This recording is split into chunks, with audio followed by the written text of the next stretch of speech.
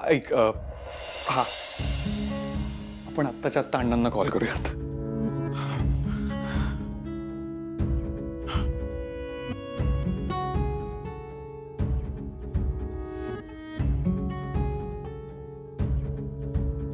Busy येतोय,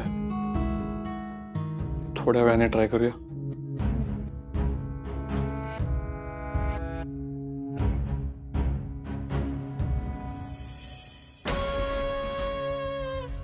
मला अजिबात वाटलं नव्हतं ही रुक्मिणी तुमच्याबद्दल हे असं काहीतरी विचारेल म्हणून. मॅडम मी तुम्हाला आधीच बोललो होतो की ती असे आडवे तिडवे प्रश्न विचारणार म्हणून. अहो पण मी गोंधळून गेले ना तिने असं एकदम विचारल्यावर. नंतर काय बोलली ती इंटरव्ह्यू नंतर?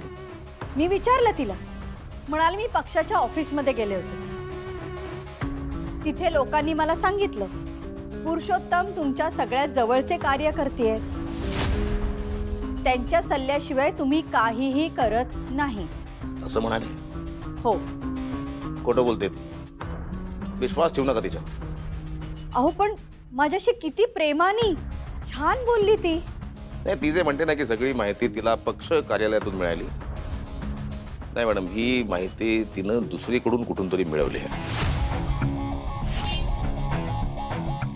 असं काय वाटतंय तुम्हाला? मला एवढे मोठमोठे राजकारणी बाहेर उपलब्ध असताना तुम्हालाच तिनं का बोलवलं? तुम्ही तुलनेनं नवख्या तरी पण. मला असं वाटतं यांच्यामुळे बोलवलं असेल. म्हणाली मला उमेदवारी मिळाली की परत एकदा इंटरव्ह्यू घेईन, पण त्या वेळेला मात्र मी अजिबात जाणार नाहीये. नाही अजिबात असं करू नका मॅडम, उलट तुम्ही उजळ माथ्यानं जा. अहो पण परत तिने नसते प्रश्न विचारले तर काय करायचं मला सांगा. त्यांच्या मनात संशय निर्माण होईल असं काही करू नका ना मॅडम तुम्ही. काही पत्रकार एखाद्या बातमीच्या मागे लागले तर ते अगदी मुळापर्यंत जातात, त्याचा मागोवा घेतात. कित्येकांची करिअर बर्बाद झालीत मॅडम याच्यामुळे. त्यांच्या मनात संशय निर्माण होईल असं काही करू नका. बरं ठीक आहे, मग आता मला सांगा काय करायचंय. तुम्ही जा, आपण अभ्यास करू, प्रश्नावली तयार करू, उत्तर तयार करू, उजळणी करू. तुम्ही जा, बेधडक उत्तर द्या. तसंही काय वेगळं विचारणार ती? विचारून हेच विचारेल, अजून काय.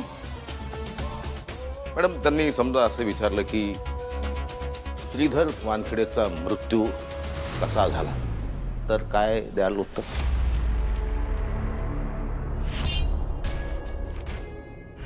हार्ट अटॅक आला होता त्यांना. Heart attack?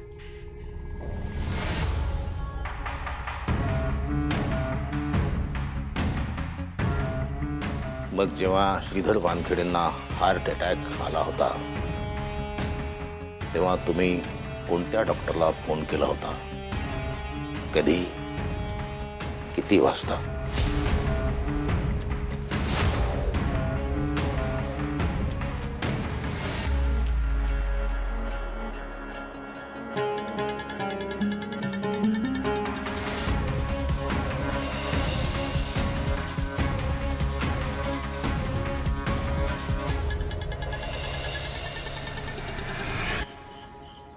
सुमन चला चला वाडा वाडा, प्रचंड भूक लागली. या आरतीबाई बसा तुम्ही पण. आणि हिला अमूल्याला बोलवा, तिला म्हणून हे ताण भूक हरपून अगदी अभ्यास नको करायला, काय गरज नाही. नाही अमूल्य अजून आली नाहीये. अजून आली नाही? आज एवढा उशीर तिला? अण्णा तिने सांगितलं होतं मला की तिला उशीर होईल आज यायला. हो मलाही बोलली होती ती, पण आता एव्हाना यायला हवी ना.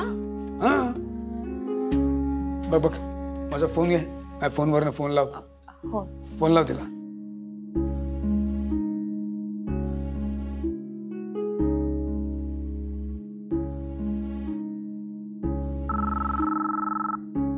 वेदांचाच फोन.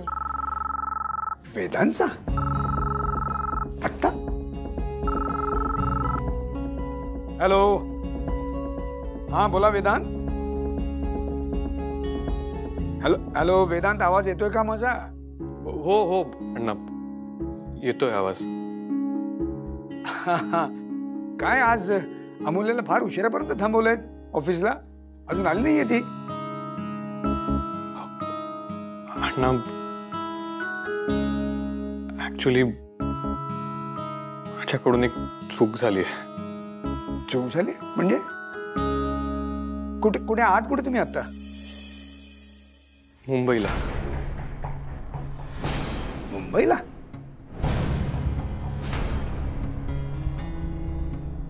असं अचानक की? आणि अमूल्य कुठे? अण्णा आम्ही दोघेही मुंबईला आहोत. काय?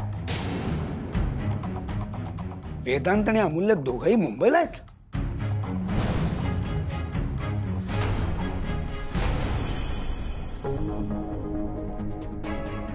मॅडम हे घ्या तुमच्यासाठी आणखी एक सरप्राईज.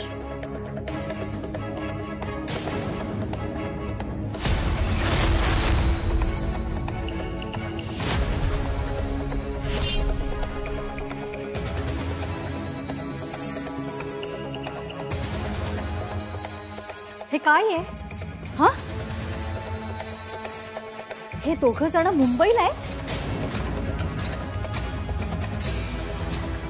वेदांत मला म्हणाला होता कामासाठी बाहेर जातोय. एक मिनिट, मला सांगा हे फोटो तुमच्याकडे कसे काय आले? मिळतात, मिळवले मी. ही अमूल्या लग्नाआधीच वेदांतबरोबर बाहेर फिरते. वाटलं नव्हतं ही अशी मुलगी असेल. नाही पण ती मुलगी चांगली आहे मॅडम. तुम्ही मला तिच्याबद्दल काहीही सांगू नका. येऊ दे तिला, बघतेच मी आता. मॅडम यात तुम्ही पडूच नका अजिबात. तुम्ही फक्त एवढा विचार करा की हे फोटो अण्णांपर्यंत कसे पोहोचतील ते. आणि एकदा का हे फोटो अण्णांपर्यंत पोहोचले की अण्णाला आणि सुमन वहिनींना हे अजिबात आवडणार नाही. साखरपुडा तुटेल आणि लग्न तुटेलच तुटेल. त्यामुळं आपण यात अजिबात पडायचं नाही. त्यामुळे आपण वाईटपणा कशाला घ्यायचा. आपण फक्त एवढंच बघायचं की हे अण्णांपर्यंत पोहोचलं पाहिजे. बरोबर आहे. नाही पण तरी सुद्धा त्या अमूल्याला विचारणार आहे मी, हेच का तुझ्या अण्णांचे संस्कार?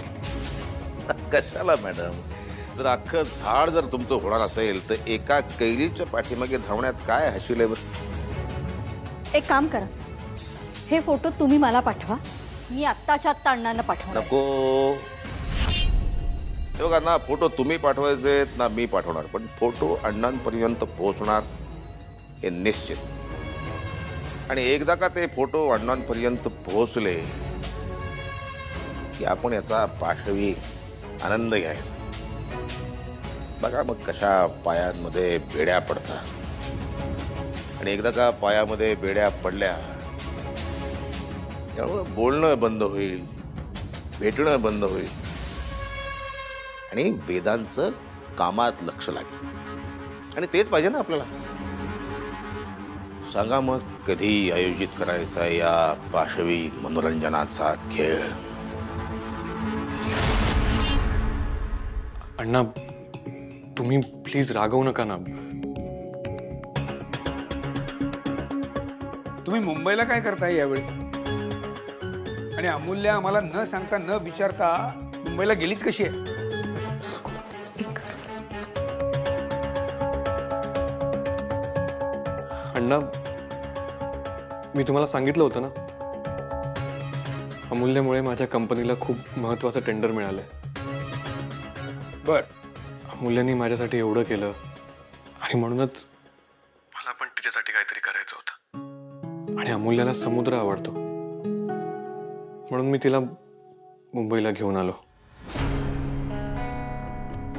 ऍक्च्युली आम्ही संध्याकाळीच रिटर्न येणार होतो, पण ट्रॅफिकमुळे ना आमची फ्लाईट मिस झाली. आणि मी खूप ट्राय केलं, म्हणजे नेक्स्ट फ्लाईट बुक करायला पण ट्राय केलं, पण अवेलेबल नव्हत्या फ्लाईट्स. इवन मी प्रायव्हेट प्लेन पण बुक करण्याचा प्रयत्न केला, पण ते सुद्धा अवेलेबल नव्हतं. आणि हेलिकॉप्टर साठी पण ट्राय केलं होतं. हेलिकॉप्टर्स रात्री फ्लाय नाही करत, सो मग आम्ही इथेच अडकलो.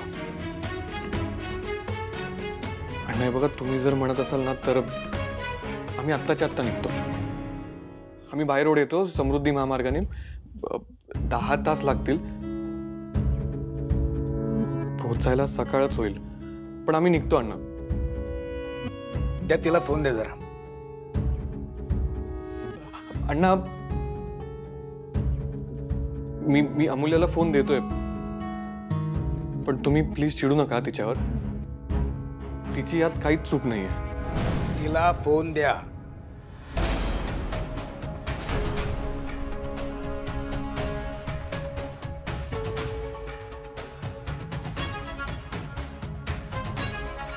अण्णा. काय तू मुंबईला आहेस? हो. आमच्या मदतीची काही गरज आहे का? नाही अण्णा.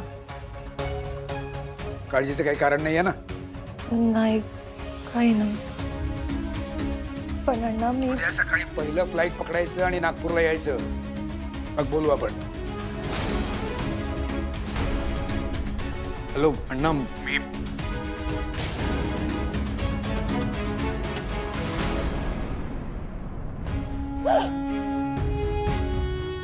मूल्या, अगं तू असं रडू नकोस ना. मूल्या, तू नको टेन्शन घेऊस. मी ना सकाळची पहिली फ्लाईट बुक केली आहे. आपण लगेच निघूया, डोंट वरी.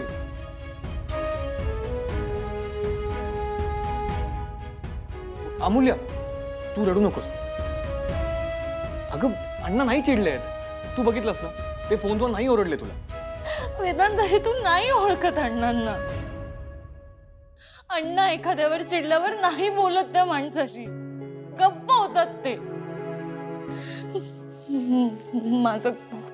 माझं काही खरं नाही आता. कशी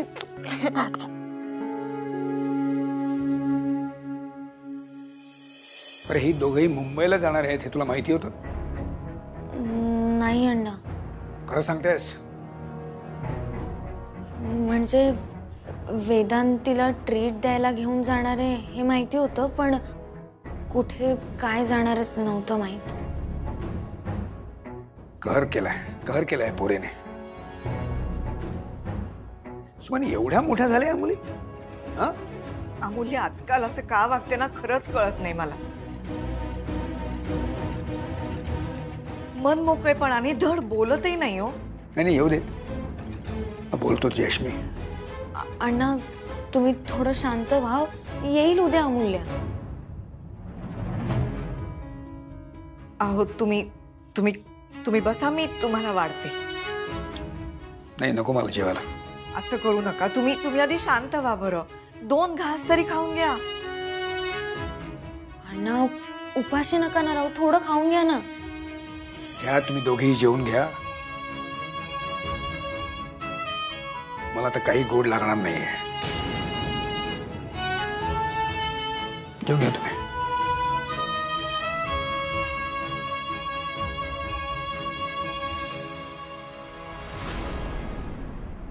मूल्या, तू थोडं टेन्शन नको ना घेऊस. कोण घेतोय टेन्शन? नाही वेदांत, मी मस्त मजेत आहे. नाचावंसं वाटतंय मला. माझं चुकलं. मी आहे ना, मी इथे यायलाच नको होतं. मी एअरपोर्ट वरूनच परत गेले असते ना तर बरं झालं असतं. मूल्या, असं नको ना बोलूस प्लीज. इकडे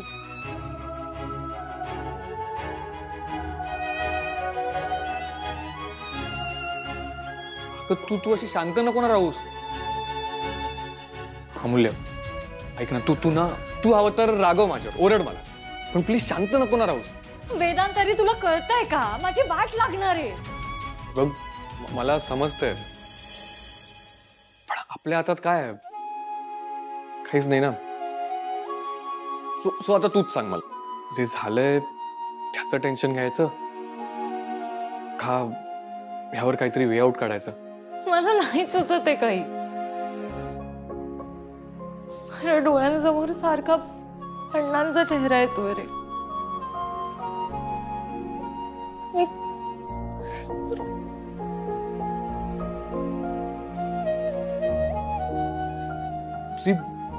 डोंट वरी, मी येईन ना तुला घरी सोडायला उद्या, आणि आपण हे सगळं हँडल करूया. ओके अमूल्य, आपण आता ना हा विषय बाजूला ठेवूया, कारण मी ना तुला असं सॅड नाही बघू शकत ग. वेदांत, अरे तू सुद्धा सॅड आहेस ना. मग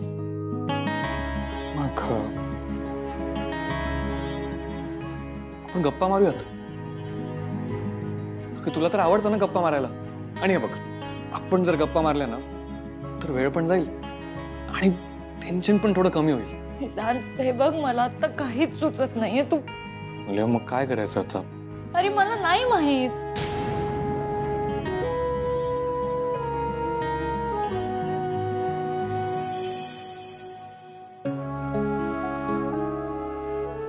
चल तू तरी जेवून घे. नाही नको, मी जेवेन नंतर. अगं असं करू नकोस बाळा, उपाशी राहणार आहेस का? आई, अगं अण्णा खूप चिडले असतील ना. आता राग येणं स्वाभाविक आहे ना. अगं पण तुम्हीच म्हणता ना की अण्णावर राग काढू नये. मग अण्णा असं का करतायत? तू जा बघू आधी अण्णांसाठी जेवण घेऊन जा. तुझे अण्णा आत्ता ऐकणार आहेत असं वाटतंय तुला? अमूल्या जोपर्यंत घरात पाऊल ठेवत नाही ना तोपर्यंत अन्नाचा एक कणही त्यांच्या घशाखाली उतरणार नाही. आई, अगं तू काळजी करू नकोस. मी थोड्या वेळाने दूध घेऊन जाईन त्यांच्यासाठी. का ग असं वागताय तुम्ही मुली हल्ली? तुम्हा दोघींना आदर्श मानतात बाहेर, शेजार पाजार कौतुक करतात तुमचं, तुमची उदाहरणं दिली जातात इतरांना, आणि तुम्ही हे आजकाल असं का वागायला लागलायत? वेदांत आणि अमूल्याचा साखरपुडा होणार आहे हे मला मान्य आहे, पण म्हणून हे असं बरं दिसतं का? अण्णा जीवापाड प्रेम करतात तुम्हा दोघींवर, खूप विश्वास आहे त्यांचा तुमच्यावर, म्हणूनच आजपर्यंत कधीही कशातही अडकवून ठेवलेलं नाहीये त्यांनी. तरी तुम्ही त्यांना त्रास देता. आता आता हे कसे शांत होतील ना हे देवालाच ठाऊक. अमूल्या सुद्धा हे एकदा सांगायला नको होतं का ग तिने? आई, अगं आपली अमूल्य तशी नाहीये. मी सांगते ना तुला, ह्यात तिची काहीच चूक नसणार आहे. ती खरंच कुठल्या तरी संकटात अडकली असेल ग. मला असं वाटतं की अशा वेळेस आपण तिच्यावर विश्वास ठेवायला हवा. आता हे तूच सांग मला. विश्वास ठेवलाय म्हणूनच आजपर्यंत कधीही काहीही करण्यापासून अडवलेलं नाहीये ना तुम्हाला. खरं सांगू का, मला ना काळजी वाटतेय यांची.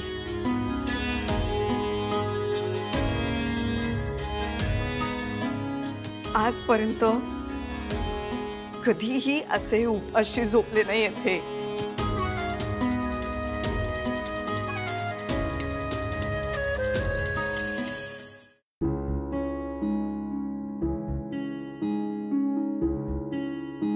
फिल्म बघूया. तुझं डोकं ठिकाण्यावर आहे का? अरे माझी इथे परिस्थिती काय आहे वेदांत? तू काय बोलतोयस? सॉरी, तू बस बस. कमाल आहे यार तुझी खरंच.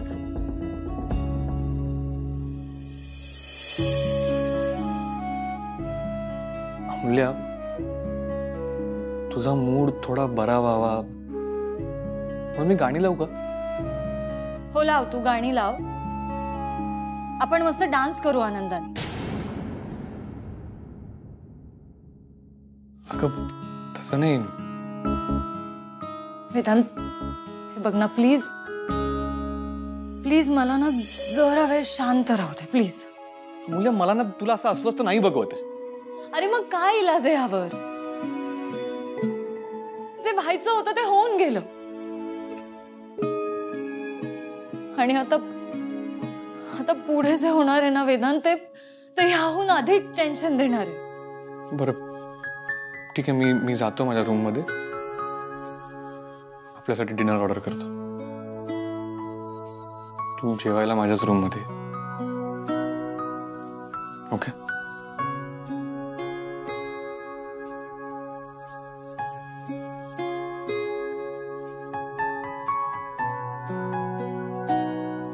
मला माफ करा अण्णा, माझ्यामुळे तुम्ही पुन्हा दुखावला गेला.